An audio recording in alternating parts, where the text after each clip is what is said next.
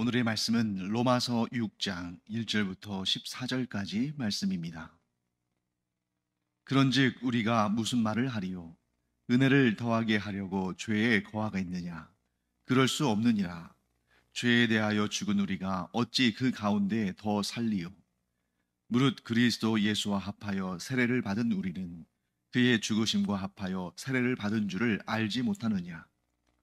그러므로 우리가 그의 죽으심과 합하여 세례를 받음으로 그와 함께 장사되었나니 이는 아버지의 영광으로 말미암아 그리스도를 죽은 자 가운데서 살리심과 같이 우리로 또한 새 생명 가운데서 행하게 하려 함이라. 만일 우리가 그의 죽으심과 같은 모양으로 연합한 자가 되었으면 또한 그의 부활과 같은 모양으로 연합한 자도 되리라. 우리가 알거니와 우리의 옛 사람이 예수와 함께 십자가에 못 박힌 것은 죄의 몸이 죽어 다시는 우리가 죄에게 종노릇 하지 아니하려 함이니 이는 죽은 자가 죄에서 벗어나 의롭다 하심을 얻었음이라. 만일 우리가 그리스도와 함께 죽었으면 또한 그와 함께 살 줄을 믿노니 이는 그리스도께서 죽은 자 가운데서 살아나셨음에 다시 죽지 아니하시고 사망이 다시 그를 주장하지 못할 줄을 알미로라. 그가 죽으심은 죄에 대하여 단번에 죽으심이요 그가 살아계심은 하나님께 대하여 살아계심이니 이와 같이 너희도 너희 자신을 죄에 대하여는 죽은 자요 그리스도 예수 안에서 하나님께 대하여는 살아있는 자로 여길지어다. 그러므로 너희는 죄가 너희 죽을 몸을 지배하지 못하게 하여 몸의 사욕에 순종하지 말고 또한 너희 지체를 불의의 무기로 죄에게 내주지 말고 오직 너희 자신을 죽은 자 가운데서 다시 살아난 자 같이 하나님께 드리며 너희 지체를 의의 무기로 하나님께 드리라. 죄가 너희를 주장하지 못하리니 이는 너희가 법 아래에 있지 아니하고 은혜 아래에 있음이라. 네, 오늘 본문에서 사도 바울은 먼저 은혜와 죄의 관계에 대해서 설명을 합니다. 자, 은혜는 죄가 있는 곳에 임하는 것입니다. 자, 왜냐하면 은혜라는 것은 거저 베푸시는 하나님의 좋은 것들이거든요.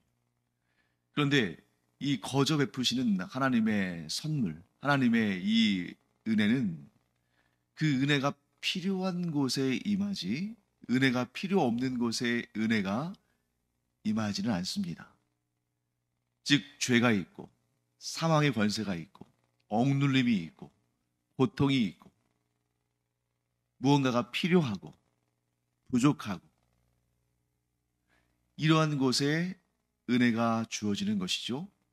그래서 우리가 앞서 바울이 얘기한 어떤 궤변이 있었습니다. 그 궤변을 바울이 다시 한번 얘기하는데 그 궤변이 뭐냐면 자 그렇다면 우리가 죄를 많이 지을수록 우리의 죄가 악하면 악할수록 하나님의 은혜가 더 크게 임하는 거 아니냐.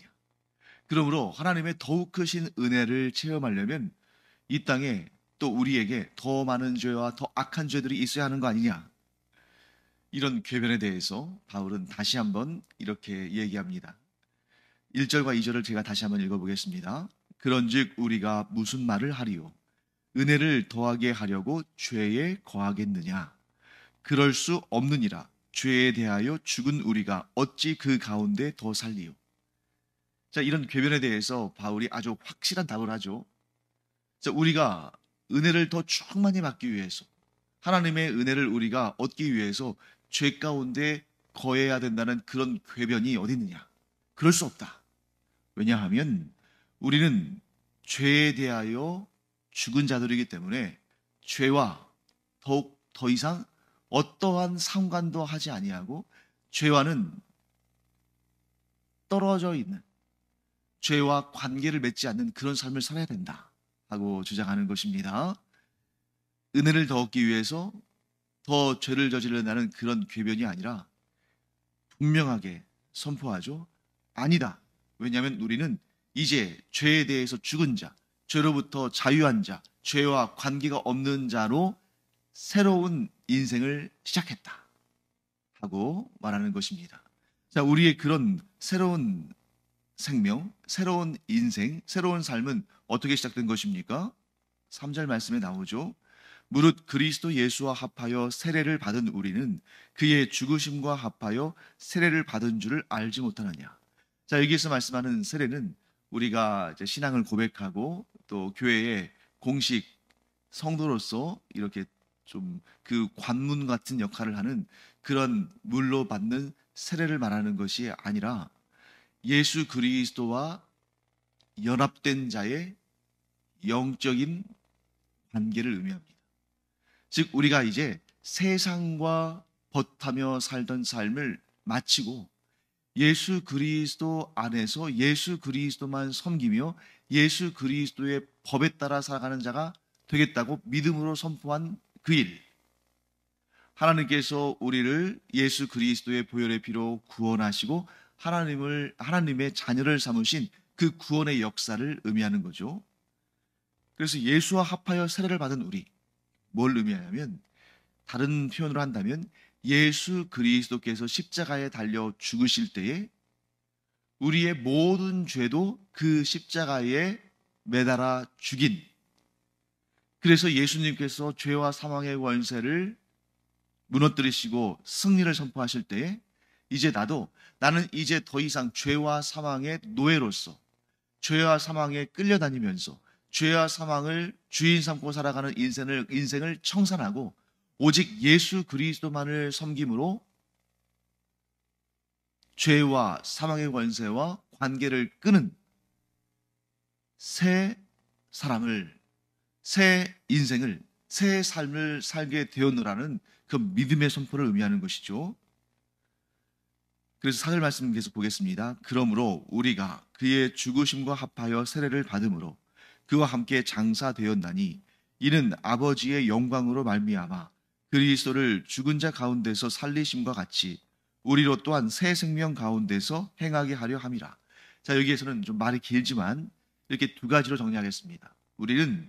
우리가 예수 그리스도를 믿는다는 것은 예수 그리스도의 십자가의 죽음과 부활, 이 두 가지의 사건으로 말미암아 우리가 완전히 변화된 새로운 삶을 살게 됐다는 거죠.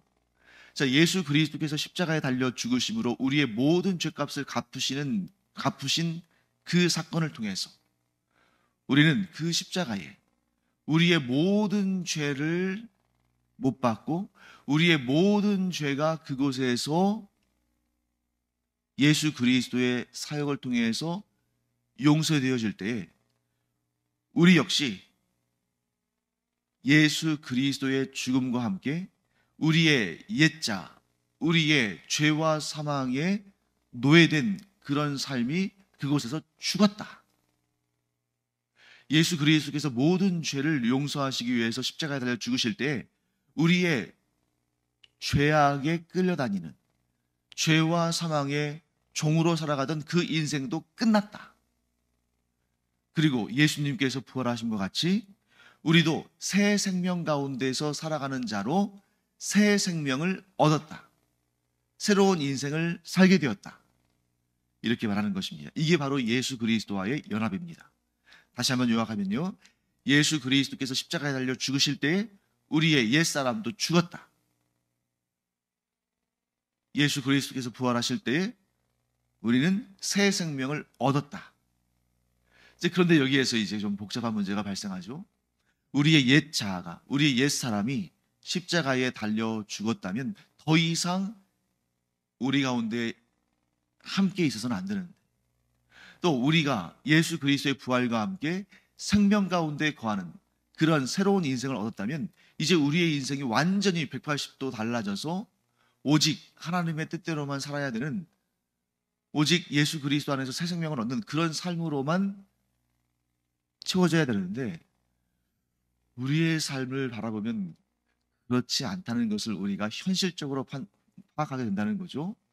그래서 우리의 삶 가운데 여전히 옛 자아의 모습, 곧 죄와 사망의 권세의 종으로 그것에 매달려 끌려가며 살아가는 그런 부분들이 있고, 또 한편으로는 예수 그리스도께서 주신 그 새 생명의 은혜를 기뻐하며 누리며 그런 열매를 맺으며 살아가는 그런 삶도 있고, 왜 그러냐?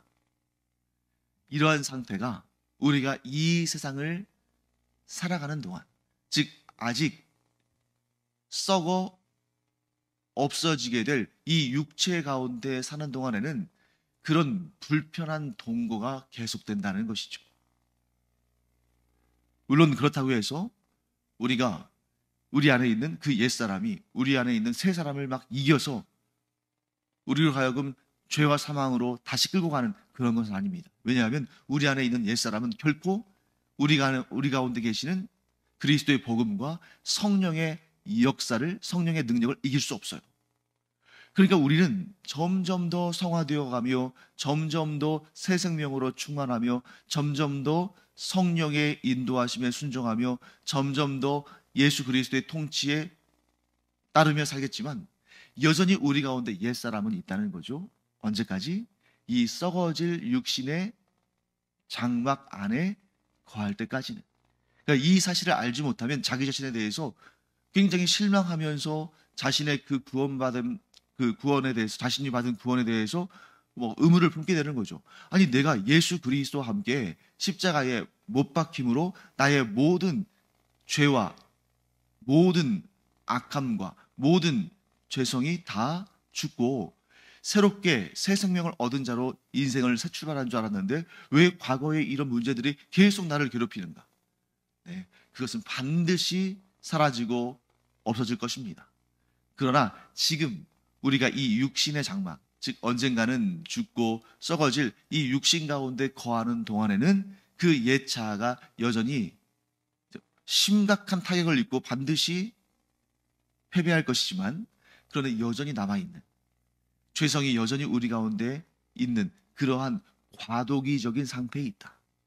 내가 예수 그리스도를 구주로 영접한 그 순간 내가 새로운 인생을 시작했지만, 새로운 피조물이 되었지만 내가 내 육신의 장막을 벗어날 때, 즉 육신의 죽음을 경험할 그때까지는 이 과도기 기간 동안에는 여전히 옛 자아도 내 안에 있고 여전히 죄성도 내 안에 있고 여전히 죄와 사망의 권세에 짓눌리고 때로는 끌려가는 그러한 인생의 시간들도 있지만, 그러나 예수님께서 이루신 구원은 완전하며 결코 죄와 사망의 권세가 예수 그리스도의 그 구원의 능력을 이겨낼 수 없기 때문에 우리는 반드시 이 구원, 곧 내가 이룬 구원이 아니라 예수님께서 이루신 구원을, 또 내가 주관하는 것이 아니라 성령께서 인도하시는 이 삶을 반드시 지켜낸다, 반드시 승리한다 하는 것을 우리가 기억해야 됩니다.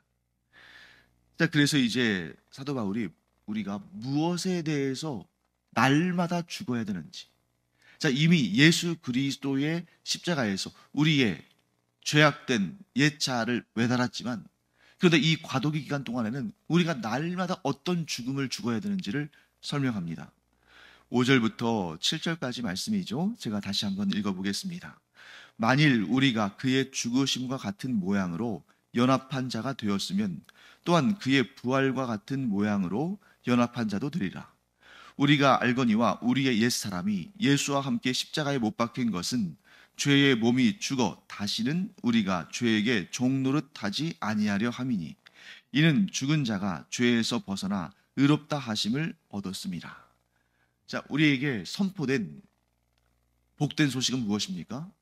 예수 그리스도께서 십자가에 달려 죽으실 때에 우리의 옛사람도 그 십자가에 달려 죽었다는 것입니다.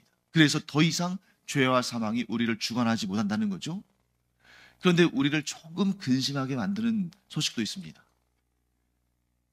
그것은 법적인 선포예요. 하나님께서 정하신, 하나님께서 택하신, 그래서 누구도 변경시킬 수 없는 법적인 선포. 우리의 옛사람은 죽고 예수 그리스도의 그 생명 안에서 우리가 새로운 피조물, 즉 새 사람, 새 생명을 얻었다. 법적인 선포는 이미 선포됐습니다. 누구도 돌이킬 수 없고 누구도 거스를 수 없습니다. 그런데 우리가 이 육신의 장막을 벗어날 때까지는 이 과도기의 상태라고 그랬죠. 그렇기 때문에 우리가 뭘 노력을 해야 되는데, 무슨 노력을 해야 되냐면 날마다 내 자신을 십자가에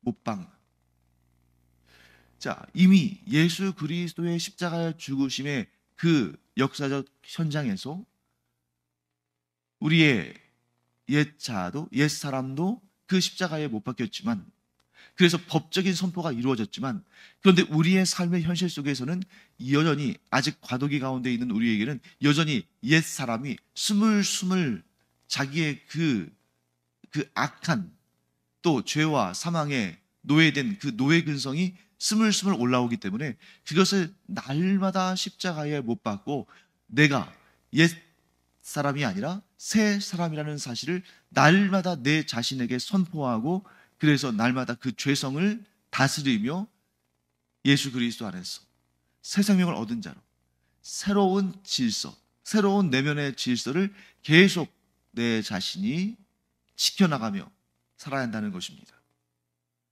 그러니까 이게 어려운 일이죠.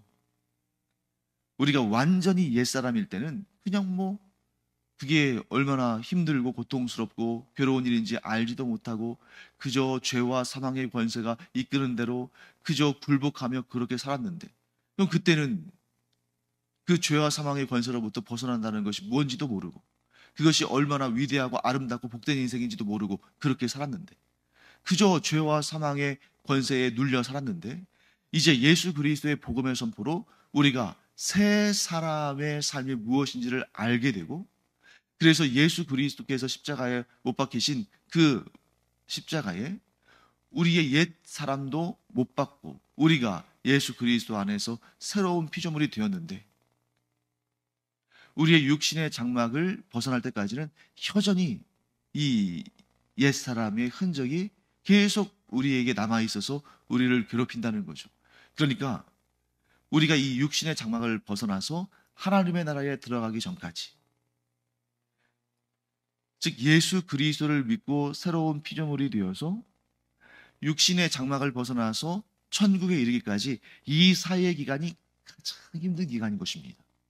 왜요? 차라리 이 세 사람의 삶의 기쁨과 풍성함과 그 은혜를 알지 못한 때에는 갈등이 없어요. 그냥 죄와 사망의 권세에 끌려가니까.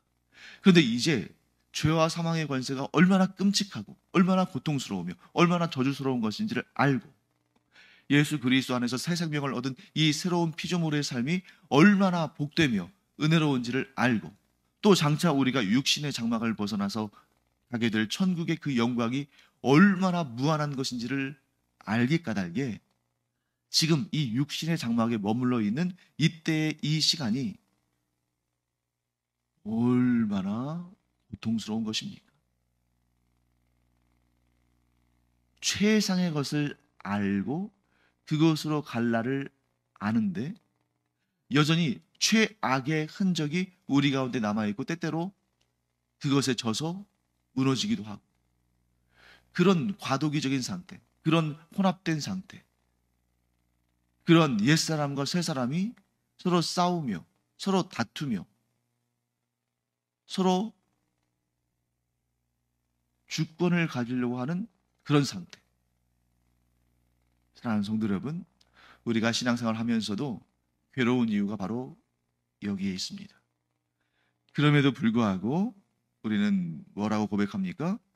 그럼에도 불구하고 우리에게 부활의 소망이 있다. 그럼에도 불구하고 예수님께서는 반드시 죄와 사망의 권세에 승리하셨다. 그리고 성령께서 우리를 인도하셔서 그 세 사람의 복된 인생을 완성하게 하신다. 이 믿음이 있기 까닭에, 즉 예수님의 십자가의 죽음만 있는 것이 아니라 죄와 사망의 권세를 이기시고 부활하심을 우리가 믿기 까닭에 새 소망을 가지고 우리가 담대히 이 믿음의 길을 걸으며 승리할 수 있다. 이렇게 우리가 정리할 수가 있습니다. 자, 이런 원리를 안다면 이제 구체적으로 삶에서 어떤 노력을 해야 되는지를 이제 바울이 설명을 하고 있죠. 이제 오늘 본문의 마지막 부분입니다. 12절부터 14절까지를 제가 다시 한번 읽어보겠습니다. 그러므로 너희는 죄가 너희 죽을 몸을 지배하지 못하게 하여 몸의 사욕에 순종하지 말고, 또한 너희 지체를 불의의 무기로 죄에게 내주지 말고, 오직 너희 자신을 죽은 자 가운데서 다시 살아난 자 같이 하나님께 드리며 너희 지체를 의의 무기로 하나님께 드리라. 죄가 너희를 주장하지 못하리니 이는 너희가 법 아래에 있지 아니하고 은혜 아래에 있음이라. 자, 이런 과도기적인 상태, 새 생명을 얻은 하나님의 자녀들이 되었으나, 그리스도의 사람들이 되었으나 여전히 이 과도기의 상태, 우리가 천국 가기 전까지는 여전히 이 옛 사람, 옛 자아, 죄와 사망에 굴복하는 이러한 옛 습관이 우리 가운데 남아있기 때문에 이러한 상태에서 우리가 어떻게 살아가느냐, 어떤 선택을 하느냐가 매우 중요하다는 것입니다. 양쪽 다 우리 안에 있어요. 옛사람과 새사람, 옛 계명과 새 계명, 옛 자아와 새 자아, 옛 질서와 새 질서, 우리 가운데 다 있습니다. 그런데 중요한 것은 우리가 그 가운데서 무엇을 선택할 것인가. 그래서 12절 말씀에 바울은 이렇게 권면하죠. 죄가 너희 죽을 몸을 지배하지 못하게 하라. 자, 우리의 죽을 몸이라는 게 뭐예요? 언젠가는 죽고 썩어 없어질 이 육신의 장막을 의미하는 거죠. 즉 아까 제가 표현한 표현대로 말한다면 과도기, 우리가 천국 가기 전까지, 즉 우리가 예수 그리스도를 구주로 영접하고 그리고 우리의 육신의 장막을 떠나서 천국에 가기까지 그 사이에 이 과도기에서 우리가 무엇을 선택하느냐가 매우 중요한데, 그것에 따라서 우리의 삶의 질이 달라지는데, 죄가 너희의 죽을 몸, 그 육신의 장막 가운데 있는 그 단계에 너희들을 지배하지 못하게 해라. 자, 그러면 죄가 우리를 지배하지 못하도록 하기 위해서 우리는 어떻게 해야 되는가? 몸의 사욕에 순종하지 말라. 몸의 사욕은 뭐겠습니까? 탐심, 정욕. 즉 하나님의 영광을 위해 마음을 쏟는 것이 아니라 그저 이 언젠가는 죽고 언젠가는 썩어 없어질 이 육체의 탐욕과 정욕을 만족시키는, 하나님의 영광과는 전혀 관계없는, 그렇게 부정하고 또 하나님께서 기뻐하시는 일과는 전혀 관계없는 그런 것들을 누리면서 그 안에서 정욕을 채우고자 하는 그런 일들을 끊어버려라. 그 몸의 사욕을 따라 살아가는 삶, 그 몸의 정욕에 순종하며 사는 삶은 반드시 죄의 지배 아래로 우리 자신을 끌고 가는 것이며, 또한 그것은 곧 우리를 죄에게 불의의 무기로 우리를 주는 것이다. 자, 무기라는 것은 뭡니까? 싸워서 승리하기 위한 목적이죠. 그런데 우리가 이 몸의 사욕, 곧 정욕을 따라서 살아가면 우리 자신을 불의한 무기로 죄에게 바치는 거라는 거죠. 그러면 우리가 죄를 위해서 싸우며 죄의 영광을 위해서 살아가며 죄의 목적을 이루도록 우리 자신을 내어준 것이 되지 않습니까? 그런데 반대로 우리가 우리를 죄로부터 구원하시기 위해서 십자가에 달려 죽으시고 또한 부활하신 예수님처럼 우리를 죄의 무기로 드리는 것이 아니라 하나님께 드리는 삶, 즉 예수 그리스도께서 그러하신 것처럼 우리를 의의 무기로 하나님께 드림으로 하나님 나라를 위해서 싸우는, 하나님의 나라를 위해서 일하는 그러한 삶을 살아라.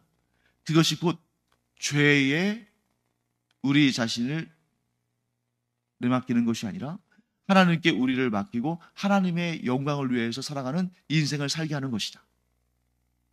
자, 그러면 죄가 너희를 주관하지 못할 것이다.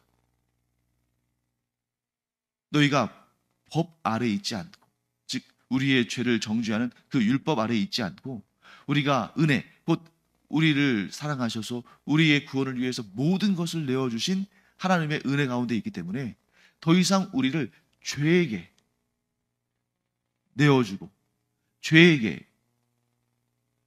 우리 자신이 죄가 사용하는 무기가 되고 죄에 끌려가고 죄에 복종하는 그런 삶을 청산하고 우리 자신을 하나님께 드려서 하나님의 도구로, 하나님의 무기로 이 땅에 하나님의 나라를 확장하는 일에 쓰임을 받아라. 이 일을 어떻게 이룰 수 있다고요? 몸의 사욕에 순종하지 않음으로. 육체의 정욕과 이생의 자랑과 교만과 추악함과 정결하지 않음과 그런 탐욕으로부터 욕심으로부터 비롯된 모든 악한 일들을 이제 끊고 하나님께서 기뻐하시는 일을 행하며 살아라. 이것이 바로 옛 자아를 억누르고 새 자아를 힘을 얻게 하며 옛 사람을 못 받고 새 사람이 새 생명을 얻어 즉 부활을 통해서 새롭게 태어나며 죄에 끌려가던 인생이 하나님을 따라가며 죄의 영광을 위해 살던 자가 하나님의 영광을 위해 살아가는 그런 삶의 대변환이다. 그런데 이 일을 어떻게 해야 됩니까? 죄의 사욕에, 몸의 사욕에 순종하지 말아야 되는데 이 일은 우리가 몸 안에 항상 함께 있는 것처럼 항상 이런 몸의 사욕들, 정욕들은 일어나는데 그것을 항상 다스리고 어떻게 하면 죄를 만족시키는 삶이 아니라 어떻게 하면 하나님을 만족시키는 삶을 살 것인가 그것을 늘 생각하며 살라. 그것이 곧 우리가 그리스도 안에서 새로운 피조물로 새 사람으로 새 생명을 얻은 자로 살아가는 방식이다 하고 설명하는 것입니다. 사랑하는 성도 여러분, 우리가 이런 삶 살기를 바랍니다. 이 말씀대로 우리가 살아가면서 얼마나 많은 몸의 사욕의 유혹들을 느낍니까? 내 자신을 높이고 싶고 내 이름을 드러내고 싶고 내 육체의 쾌락을 이루고 싶고 그런데 그 가운데는 하나님의 영광과는 전혀 관계없는 것들이 많이 있고 심지어 하나님의 영광을 버리고 죄를 만족시키는 그러한 일들이 얼마나 우리 주변에서 우리를 도사리면서 우리에게 미혹하고 시험하고 우리를 끌어가려고 합니까? 우리가 늘 깨어 있어서 하나님께서 기뻐하시는 일에 마음을 쏟고 그 일을 행함으로 예수 그리스도를 닮은 하나님의 자녀들로 살아가기를 천국 백성들로 살아가기를 간절히 축원합니다. 기도하겠습니다. 하나님, 저희는 예수 그리스도를 통해 구원받은 하나님의 자녀들이요 천국 백성들이지만 여전히 이 육신의 장막 곧 언젠가는 죽고 썩어질 이 육체 가운데 살아가는 이 세상 동안에는 이 세상에서의 삶을 살아가는 동안에는 여전히 죄와 사망의 관세에 굴복하려는 옛사람과 같이 살 수밖에 없음을 봅니다.